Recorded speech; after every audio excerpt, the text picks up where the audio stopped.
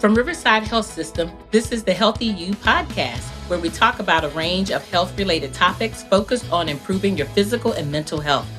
We chat with our providers, team members, patients, and caregivers to learn more about how to maintain a healthy lifestyle and improve overall physical and mental health.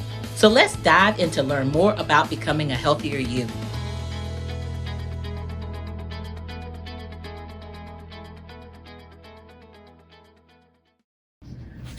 All right, I am really excited to have Kim Slaydon in the Healthy You studio with me. Kim is a registered nurse and a congestive heart failure navigator at Riverside. Hi, Kim. Hello, thanks for having me today. It's awesome to have you as well. So this episode, we're going to be talking about heart matters and understanding congestive heart failure, which is a topic very near and dear to my heart. According to the Centers for Disease Control, more than 6 million adults in the United States have heart failure. We are joined today by Kim, and we're going to delve into that a little bit more to learn about congestive heart failure and what oftentimes is referred to as CHF. So Kim, tell me a little bit about how and why you decided to go into this particular field. Yeah, so I graduated from Radford University with my BSN. I started my career in transplant in Boston, Massachusetts, moved to Virginia and joined the Riverside family. Okay. I started in the ICU, worked there for about 5 years, transitioned to the cath lab, which I loved, and then became the heart failure navigator. And it's a lot of patient education, which is just something I love doing. Okay. So when you think about a navigator, we think about like a car, like you use your navigator to get from one location to another. So for our viewers who may not have that medical background, talk to them a little bit more about how you specifically support, educate in that navigator role, specifically around CHF and what that looks like. Yeah, so when patients come into the hospital with a new diagnosis of heart failure or an existing diagnosis, I'll see them at the bedside and review symptoms, when they should call their doctor, when they should call 911, help them make follow-up appointments with their primary care doctor and in our heart failure clinic. Okay. That's at Regional. Okay. Very good. Very good. So you keep a long-standing relationship, because while you can treat symptoms, congestive heart failure or CHF is a chronic condition. Would I be correct in saying that? Yes, it is. And so it's something that doesn't go away, but you're able to manage, right, and have good quality of life.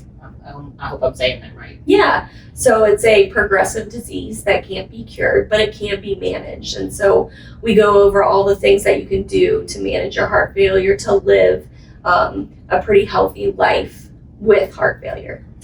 Okay.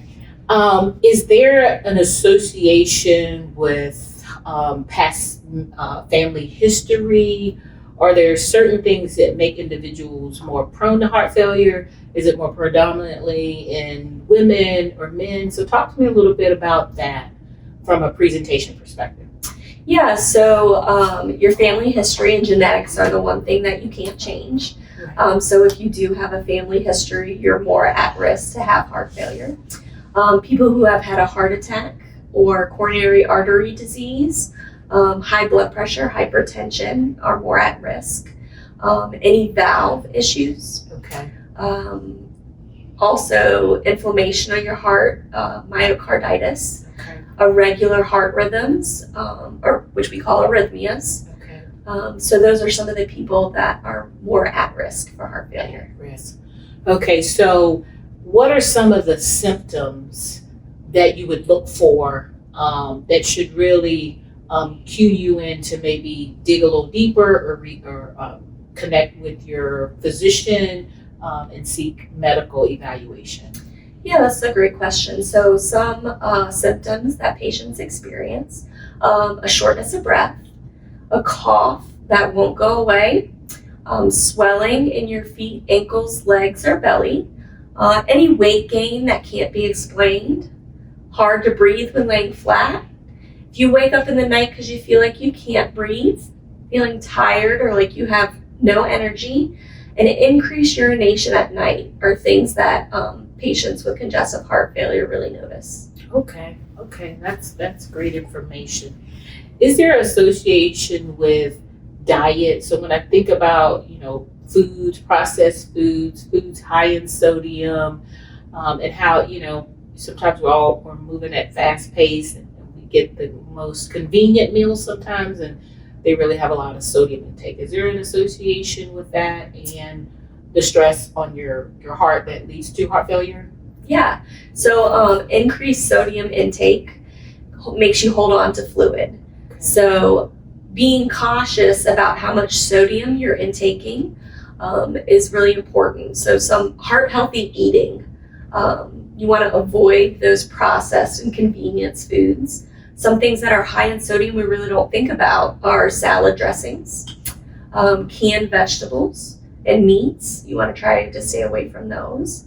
And of course, chips and snacking foods. Oh, that's my weakness. I know. Okay. It's hard to do. So when I meet with patients, we go over a lot of diet education and things that can be done. And that's the biggest thing. Now you have to make a lifestyle change. But we say we still like you to be able to eat the things you enjoy. It's just in moderation. Right. So, our role is to seek to educate. So what is the daily level of sodium intake that would be appropriate, especially for our viewers if they want to begin to look at labels and understand serving size and portion size to start making those changes? Yeah, so with heart failure, we recommend about 1,500 milligrams of sodium in a day. And you think, okay, that's a lot, right? Well, 1 teaspoon of table salt has 2,300 milligrams of sodium in it.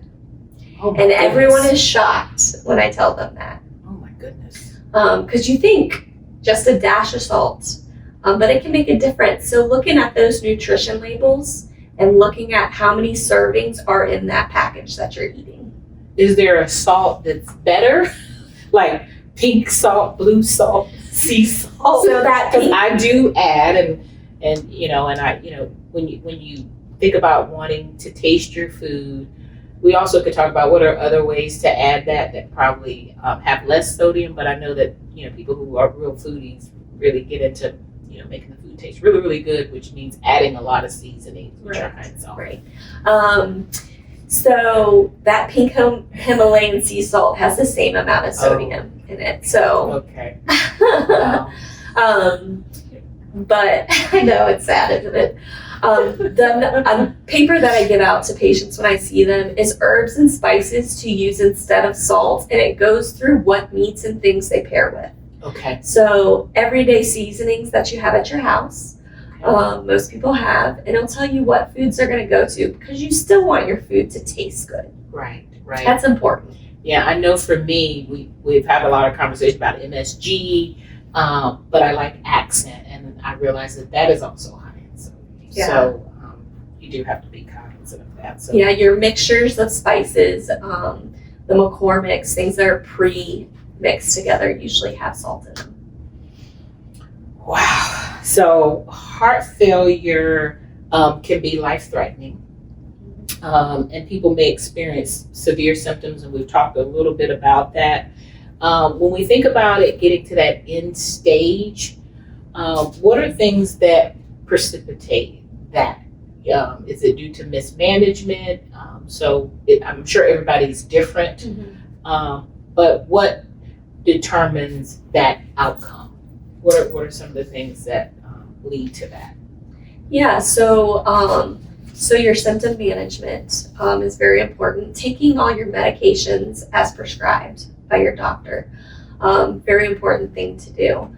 And then I would say early intervention with palliative care to come up with a plan on the things that you want done, how to live your life, is important, and people find very helpful. Okay. And early identification, because I would think that the more damage over time, right?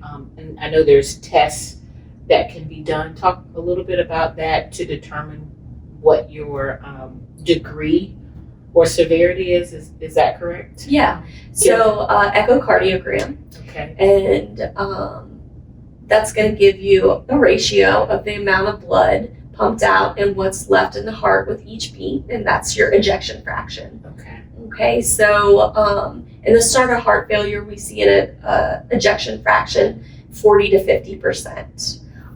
It can go as low as 10%, and that's going to be your severe heart failure. Wow, that's great information. Now that we have talked about all of those things, what symptoms, and you talked a little bit about that in the previous question I just asked, would necessitate like a 911 or an emergency response for someone experiencing congestive heart failure? Yeah, so if you have shortness of breath to the point where you're unable to talk, that's flash pulmonary edema and your lungs fill up with fluid. That warrants a 911 call. Any chest pain that's not relieved, you want to call 911. Calling your PCP with any of the symptoms getting worse is also important. You want to be proactive, not reactive. So catching things early. Okay, very good, Kim. So when we talk about lifestyle changes, it is a chronic disease, unfortunately, and how you manage it is so important and really impacts your quality of life. What are some lifestyle changes that can help with that, or would compound and make the disease process worse? Yeah, so reducing your stress is important. Taking all your medications as prescribed. Some people will skip medications because they make them have to go to the bathroom frequently. Right. With heart failure, you see that. Those dietary modifications. Those are some of the lifestyle changes you want to have. Quitting smoking if you smoke. That's very important. Eliminating alcohol intake. Is red wine, you hear sometimes that if you're going to do things, red wine is better for the heart. Is that a misconception? Depends on who you ask. Okay. But limiting in moderation. That's All what we colors like to of say. wine. Okay, gotcha. And then obviously weight loss. Is there a certain BMI that, is there a target as it relates to that, or? So you want to be your healthiest weight. Okay. That's something. It's individualized. It's individualized per Okay. patient. So exercise, we say about 30 minutes a day, most days of the week. Okay. Just to be active, weight loss, change in your diet, and that sort of thing. And it's mostly brisk walking. I know, Get your heart sometimes rate you up. see people leisurely walking. Yeah. So if you're going to do it, it has to be impactful. So you want to get the heart rate up. Right? Yeah. You want to be winded. Right? Yes. To be able to talk. Getting that heart rate up is important. Okay. But you don't want to exercise to the point where you can't breathe. Okay. So doing as much as you can. Okay. Really good. So are there support groups, embedded within Riverside for individuals experiencing congestive heart failure? So we have the navigation piece, or the Navigator, which is that support to walk you through the disease process and be there. What a great resource. But are there other things embedded within our system to support individuals experiencing this disease? Yeah, so we do offer a support group. We meet the fourth Thursday of every month from 3 to 4 in the Annex building. Okay. And we have a dietitian that can come. We've done cooking demonstrations where we've made heart healthy food, and people have tried things they didn't know they liked, Right. and they tasted good. Right. We also have pharmacy that can come and go over medications, answer any questions patients have about their medicines. And we offer this to patients and their families, so the family can come to know how to support their loved one. Okay. Very good. Is there anything else you would like to share with our viewers? It's just been a wealth of knowledge. Anything that you feel like would be beneficial or instrumental for our viewers to understand as it relates to this disease? Just know that there's other patients out there that are experiencing the same thing, and connecting with them and sharing ideas and ways that you manage your heart failure is really helpful. to know that you're not alone. You're not the only person experiencing this. And that's one of the great things about our support group. Very good. You also hear about cardiac rehab. Is that something that can be utilized to help manage symptoms or support? So the cardiac rehab is going to be ordered by your physician. Okay. And we do see heart failure patients that come from cardiac rehab. Okay. So Riverside does offer cardiac rehab, and that's going to be prescribed by your doctor. By your doctor. But there are other ways to support them if, depending on where they are in the level of disease, to get their activity level up and help them, build their strength.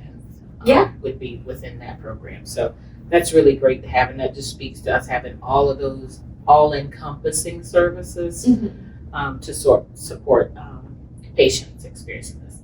So if somebody wants to reach out and they want more information or want to talk directly with you, can you tell them how they can reach you? Yeah, so we have a flyer that's on our website, and it's the Heart Failure Support Group flyer.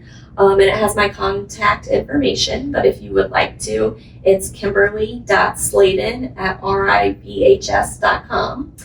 And you can just email me for the information. And we also do a Zoom link for patients who are unable to come for the support group. Okay. All right. Well, Kim, thank you so much for joining us. You can always come back at any time. Thank you for sharing your expertise. And thank you to our listeners for joining in. Yes, it was so great to be here. Yes, great to have you. Thank you. Thank you. Thank you for listening to this episode of Healthy You. We're so glad you were able to join us today and learn more about this topic. If you would like to explore more, go to riversideonline.com.